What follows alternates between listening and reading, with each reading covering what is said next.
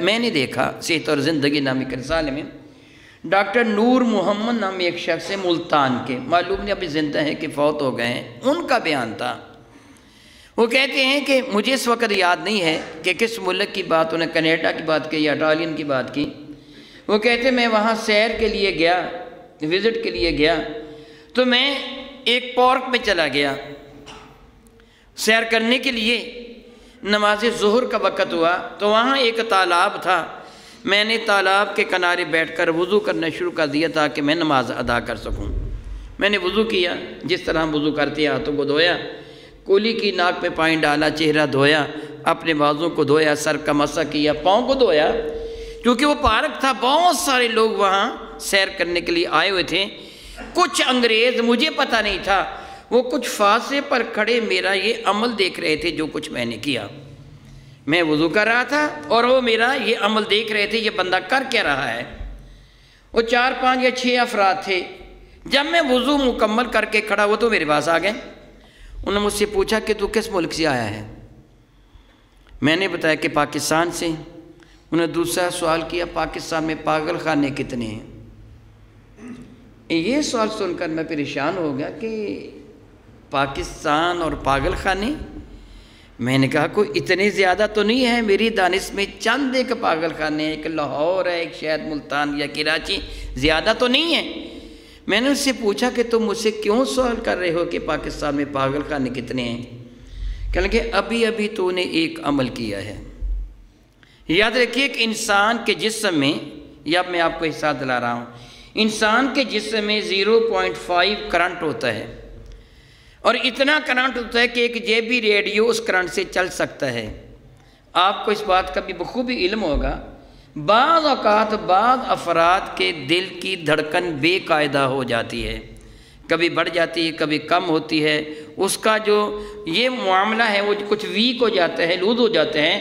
پھر ایک بیٹری وہ یہاں رکھتے ہیں سینے کے اوپر، اور اس کا کنیکشن دل کے ساتھ کرتے ہیں، اور اس کے دل کی دھڑکن صحیح ہو جاتی ہے۔ پتہ نہیں آپ کو؟ وہ بھی رکھتے ہیں نا بیٹری۔ وہ بیٹری کیوں رکھتے ہیں؟ جو اس کے اندر کا کرنٹ ہے وہ تھوڑا ویک ہو جاتا ہے، اس کی معاونت کے لیے بیٹری رکھتے ہیں۔ آج تک سائنسدانوں کو پتہ نہیں چلا کرنٹ پیدا کہاں ہوتا ہے اور جب مرتا ہے تو کرنٹ جاتا کہاں ہے۔ اسے ہی روح کا نام دیا جاتا ہے۔ آپ جانتے ہیں کہ جب سردی کا موسم ہوتا ہے، آپ ٹھنڈے پانی سے ہاتھ دھوتے ہیں تو نتیجتاً آپ کے جسم کے بال کھڑے ہو جاتے ہیں، اس کرنٹ کی وجہ سے کھڑے ہوتے ہیں۔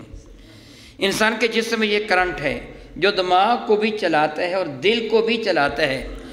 وہ لوگ جو تھے وہ کہنے لگے کہ ہم ڈاکٹر ہیں، سائنسدان ہیں، انسان کے جسم میں جو کرنٹ ہوتے ہیں نا، جو تو نے عمل کیا ہے نا، کہ پہلے تو نے اپنے ہاتھوں کو تھوڑا سا دھویا، یہاں کے کرنٹ کو تو نے مشتعل کیا، اور پھر اس کے بعد تو نے منہ میں پانی ڈالا، ناک پہ پانی ڈالا، اس کے بعد تو نے اپنے چہرے کو دھویا، یہ سارے کرنٹ کو تو نے الرٹ کر دیا۔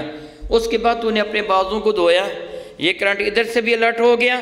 پھر تو نے اپنے سر کو دھویا نہیں، سر کے اوپر سے ہاتھ پھیرا، اور پچھلا حصہ جو تیری گردن کا تھا، گدی جسے کہتے ہیں، پھر اس کو تو نے پانی سے مسح کیا اور پھر پاؤں کو دھویا۔ ہم یہ عمل اپنے علاقے کے پاگلوں کو کرواتے ہیں اور وہ عقل مند ہو جاتے ہیں۔ اس انداز سے جب وہ عمل کرواتے ہیں نا کہ اس حصے کو پہلے ٹچ کرو، پھر اس حصے کو ٹچ کرو، اس حصے سے ٹچ کرو، پھر دماغ کے اس حصے کو ٹچ کرو، جب پیچیوٹری گلینڈ ہے تو پھر کیا ہوگا؟ دماغ کا ورک زیادہ ہو جاتا ہے، پاگل پن ختم ہو جاتا ہے، آخر میں پاؤں کو دھویا جاتا ہے، پورے جسم میں کرنٹ کی لہر دوڑ جاتی ہے۔ میں نے سوال اس لیے کیا، شاید تمہارے پاگل خانے میں یہ کیا جاتا ہوگا جو تو نے کیا، تو میں نے بتایا یہ تو میرے نبی کی سنت وضو ہے۔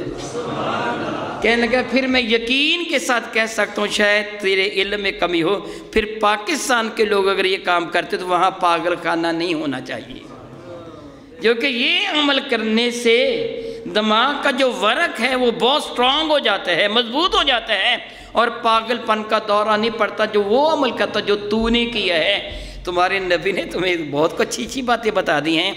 جہاں آخرت بنتی ہے وہاں دیکھو دنیا بھی کتنی بن جاتی ہے۔